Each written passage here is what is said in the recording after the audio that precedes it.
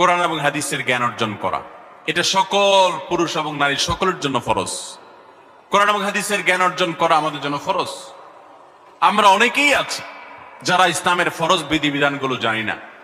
আমাদের যেগুলো অবশ্য কর্তব্য সেগুলো আমরা অনেকে জানি না, শুধু নামে মুসলমান। গতানুগতিক কিছু কাজ করি, হাতে গোনা কিছু ইসলামের নামে কাজ করি, বাস মনে করেছি আমি মুসলমান হয়েছি।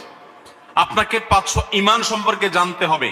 আপনার ঈমান কিভাবে আনতে হবে, কি কোন কোন বিষয়ের প্রতি বিশ্বাস থাকতে হবে, কি বিশ্বাস থাকতে হবে, আল্লাহ সম্পর্কে বিশ্বাস থাকতে হবে। ঈমান সম্পর্কে অনেক ভুল ধারণা আমাদের আছে।